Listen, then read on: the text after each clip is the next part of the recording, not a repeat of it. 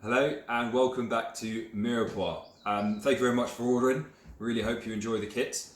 So as ever, I'm going to spend 5 to 10 minutes at the beginning of this video going through what I've done to get the food to the stage it's in, what's in the box, and why we've done it like this. If you feel like you don't want to watch that, we'll put a little link at the bottom to show you where to skip to in the video to get straight to the cooking and the plating. So just a quick overlay of the menu. So today, for the menu you guys are having today, we're going to have a super rich starter, quite a light main, and then we're going to end it with a really indulgent chocolate dessert, which I'm really excited for you guys to try. We use really good quality chocolate, and I think it's going to really come through in that ganache. So like I said, first of all, I'm just going to explain what's in the box and why I've done it.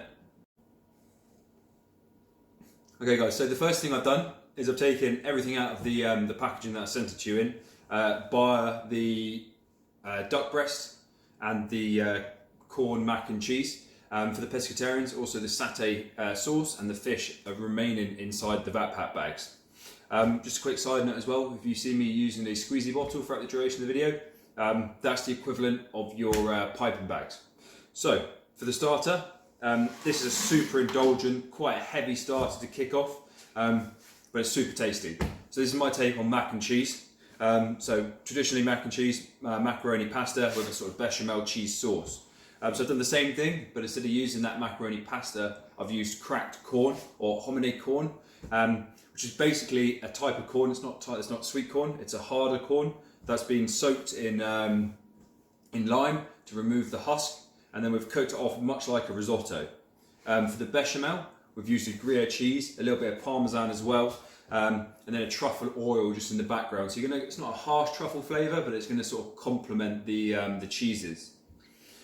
Sort of cut through that richness, we've got some lovely green sorrel. So sorrel is one of my favourite herbs to use. It's quite hard to find in the shops, very rarely see it, but I like to say it's got the flavour of like a raw apple, quite a tart raw apple, and that's going to cut through all of the fatty notes in that bechamel.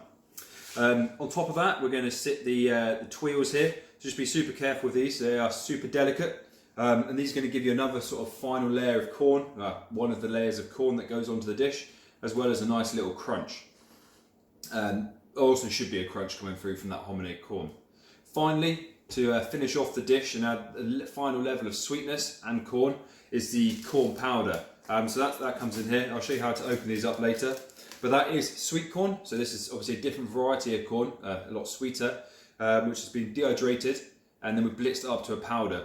So it's almost like a seasoning element at the end. Onto the main course. So obviously we have the duck breast here. So what have we done with this?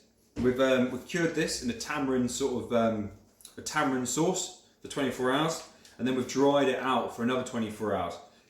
This is going to enable the skin to go nice and crispy when it hits the pan later.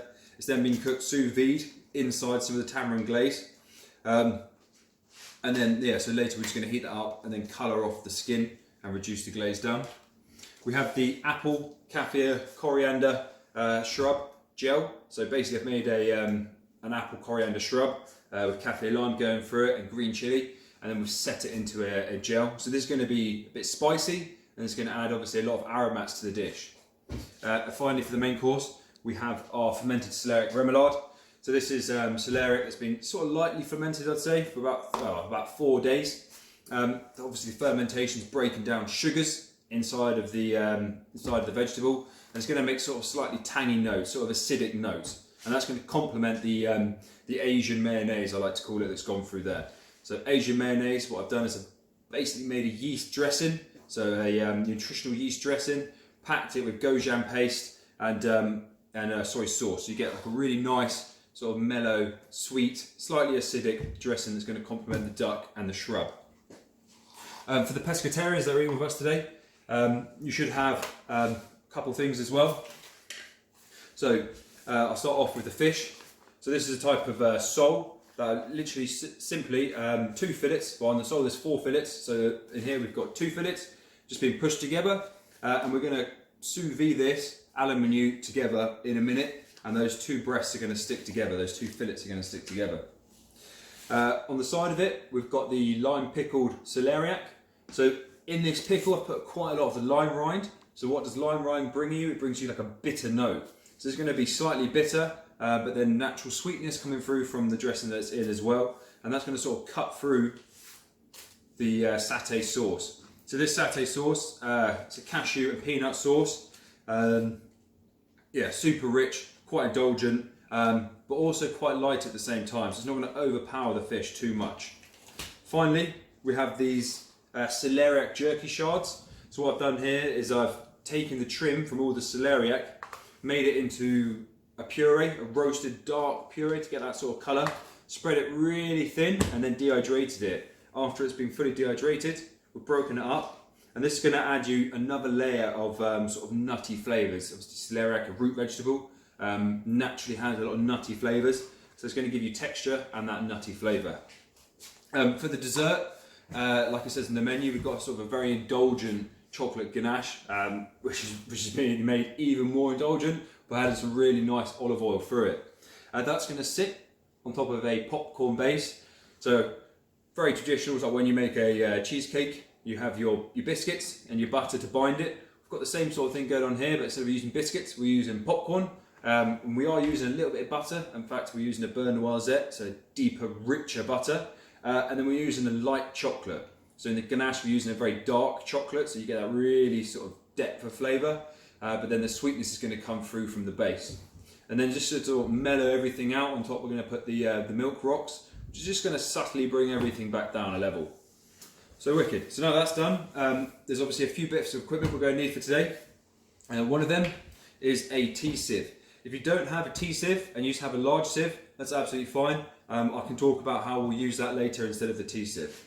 You're also going to need a few spoons, obviously, maybe a couple containers to put your bits and bobs into. At least 2 trays like this. 1 frying pan for your duck, and then 2 of these sort of saucepans. One of them we're going to use for a bain-marie style, or like a water bath, and the other one we're just going to put the corn into after we've heated it up. Alright, so now we've got that, let's crack on. Okay, so before we get started on the starter, there's a few things we're going to need to do.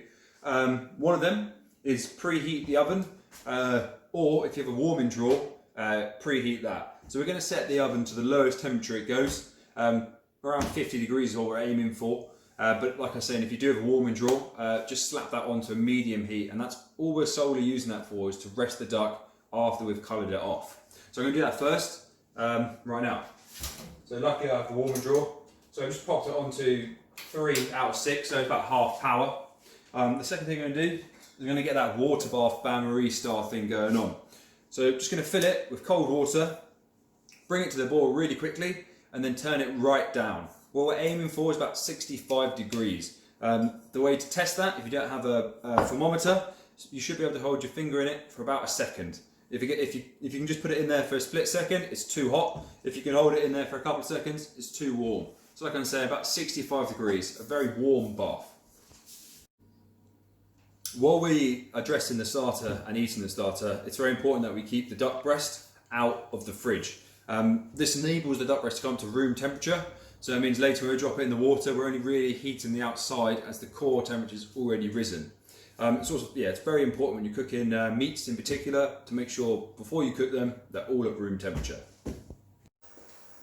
Okay, so I've just brought this up to the boil, just before it started boiling actually, and I've just taken it down. So the whole idea, like I was saying, is put your finger in there for 1 second and you should be able to take it out. So the 2 things I'm going to drop in there now, obviously the corn mac and cheese, just to heat through, and also for the pescatarians I'm going to drop the satay sauce in.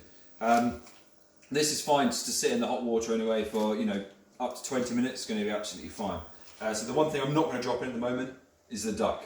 So the corn and the satay are in. I'm just going to let that sit in the warm water for about 5 to 10 minutes while we set up the other side, just to heat through fully. Right, so while the corn's heating up, we're just going to get set up over here. So by the time that's ready, we can just start playing straight away. So the first thing I'm going to do is you're going to get the corn powder out of the little packet it's in. So the best way to go about this, like I said, you need a tea sieve and a spoon. So the spoon is to catch anything underneath the tea sieve. So it's like I said, if you don't have a T-sieve, you have a large normal sieve, just get a side plate and use that instead of your spoon. So with these, there's a front and a back. The front will have the writing on, in your case. So what we've got to do is take the little corner out at the top, fold it down, and then these two sides will unfold. And then all we've got to do is use it a bit like a funnel and just pour it straight into the sieve. Perfect. The next thing I'm going to do is going to get the sorrel cut up. So I'm just going to take my sorrel, line them all up nicely so the stalks are all going the same side. Whenever you're cutting sort of soft green leafy herbs, it's always best to roll them up into sort of a cigar shape. That will sort of limit the amount of damage, like the bruising you can do to it. And as ever, when you're cutting herbs, you want the sharpest knife you own. If you don't have a sharp knife, use a pair of scissors.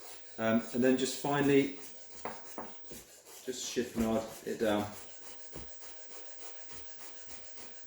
It might look like it's quite a lot of herbs to go through the corn, but you really need that sort of acidic raw apple taste to cut through the fattiness of the bechamel. Oh, wicked. So once you get it like this, just unravel it a little bit so you get the strands all freed up a bit, and place that to one side on your tray. So that's pretty much all of the prep for the starter. You're going to need a plate in a second, and we'll go check the corn. Okay, so the corn's been in there for 10 minutes now. You can sort of tell it's going to be warm by just touching it. It's very hot to touch. So now I'm just going to pour it into my pan so I can fold the herbs through and then serve it onto the plate. So the best way to sort of open these up, push it down a little bit, hang it over the side of the board, and then just cut it off. And as ever, just get rid of little bits of plastic straight away, as they have a tendency to find their way into the food. Now just getting things out, again, you just push it away from the bottom a little bit, chuck it in, and it should all come out nicely. At this point, you just want to make sure it is hot. So just get a little spoon and we'll just give it a little taste. That's perfect. So if it's not quite hot enough, just pop that on the stove for a little bit and give it a little beat. So now, simply chuck in the herbs, gently mix it around.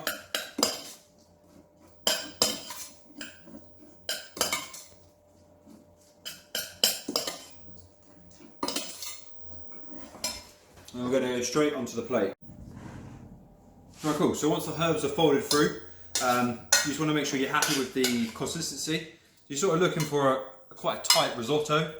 If it is too tight, just put a couple of spoonfuls of the hot water from your water bath into it, just to loosen it up a little bit. So now, the idea of the plating is going to make a mound in the middle, push that down slightly, and then we're going to put the corn twirl on top of that. Just carefully, straight in the centre, and just try and make it as circular as possible. You should be able to get a nice bit of height on it as well. And then you just want to break it down a little bit so the twirl can sit on top. That's just going to place straight in the middle of it,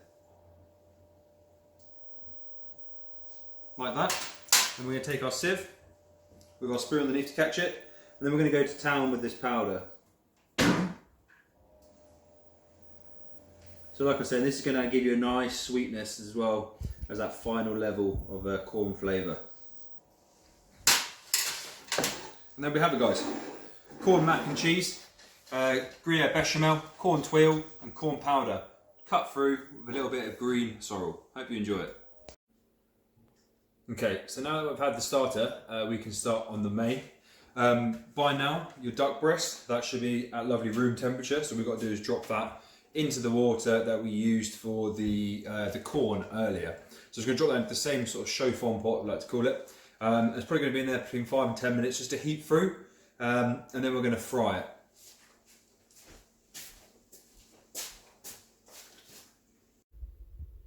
So while that's heating through, it gives us some time to get set up over here. So I've got obviously my frying pan ready to go. So that's going to be used to colour the breast, render some of the fat down after it's heated through, and then it's going to go into the preheated warming drawer or your oven on super low. I've also got a tray with a little bit of kitchen roll on top. That's just going to be to dry the breast off before we fry it, otherwise it's going to spit everywhere. And then this is the pan for the reduction that we're going to be doing. And I've also got a knife to open the bag, my oil, and a little bit of sea salt.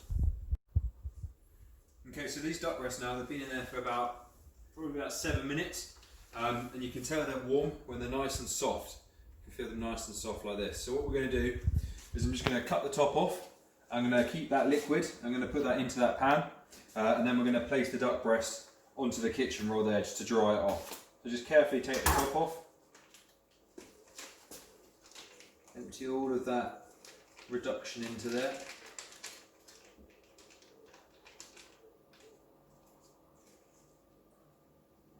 And then just place the duck breast skin side down. Okay, so that pan's nice and warm now. So I'm just going to put just a dash of oil in there. Again, you don't want to have too much, like I said, because there is going to be a lot of fat coming out of the skin. So I'll just show you that. So it's probably about a tablespoon, 2 tablespoons of oil just in there. I'm going to let that get hot now as well. And then we're going to just place the duck breast in. So while that's 30 more seconds to heat up, we're going to add just a little bit of salt to the duck breast. To the skin side, we'll do the flesh side once it hits the pan. So not too much, obviously we want to overpower the flavour of the duck. Now the oil is moving around the pan so you know it's hot, so I'm going to place it in. And always just place things away from you, stop the oil coming splashing out. And I'm gently just holding it down, not putting too much pressure on it. I'm just trying to get a nice even contact. This is going to stop the skin from burning up like this and get an uneven sort of colouring. So you'll feel the meat relax after about 30 seconds, that's you know you can let go. There you go. So now we've done that, again like I said, just season the back of the meat.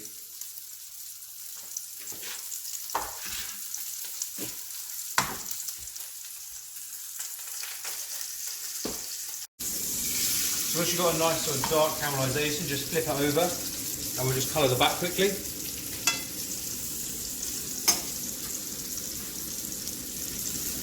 And that can come straight off and go into our preheated warming drawer so it can rest up. So like I said, it wasn't going to take long, that's probably been on there for about a minute.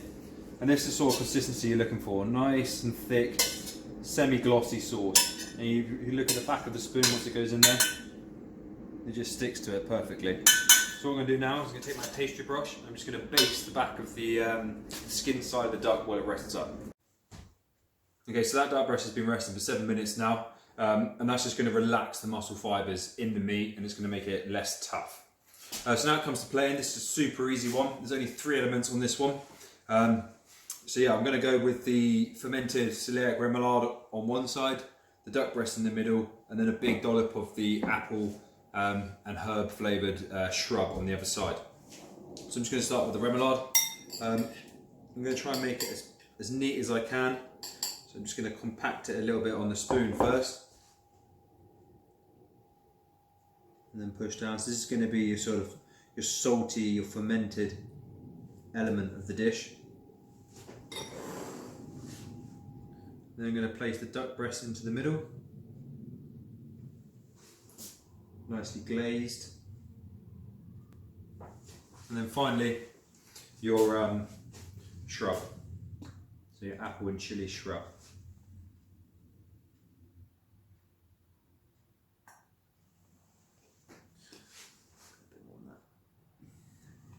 Like I always say, feel free to play around with it, see what you like and what you don't like. And there you have it. Fermented celeriac, glazed duck breast, apple, and green chilli, kaffir lime, coriander shrub.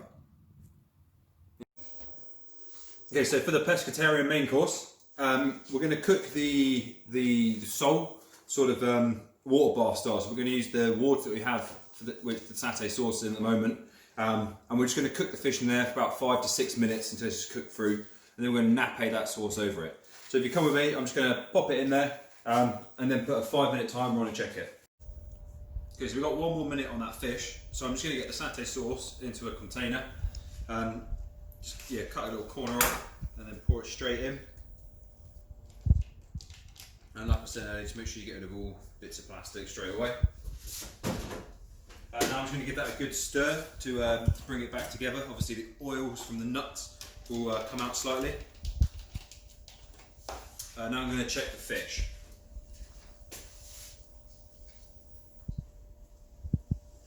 Yes, this is perfect now. So it's actually been in there less than 5 minutes. I'd say about 4 minutes, 4.5 minutes. And you're just looking for it just to slightly give when you touch it. So you can just slightly see the flakes will start to open up and separate. So once that's happened, we just need to open her up and then straight onto a tray.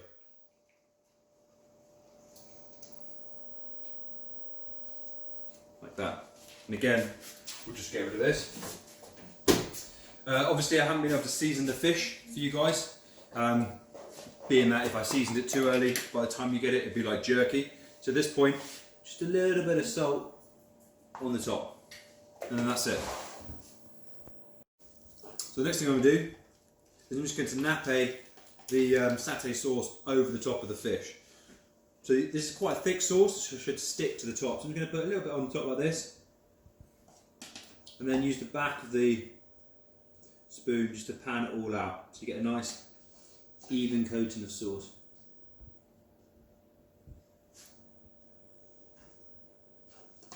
That's perfect.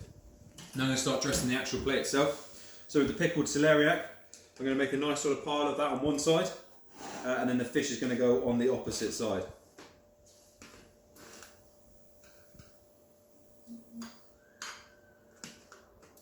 So again, you need this to cut through those fatty notes of the satay sauce.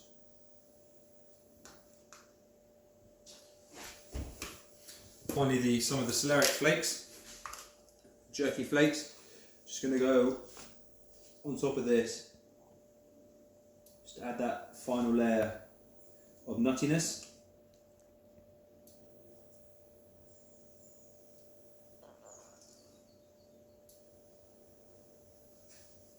And then the fish on the opposite side.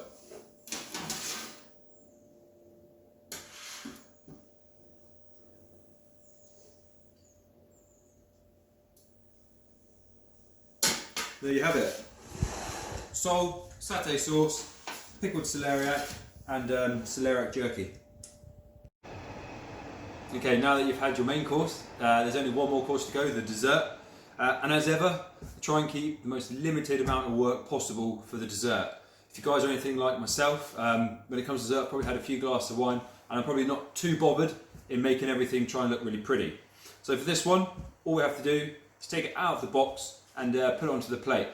And then just dig in and enjoy. We really hope that you've enjoyed this menu. As ever, if you've got any feedback, any criticisms, any things you really liked, let us know, and we'll get back to you. Thank you.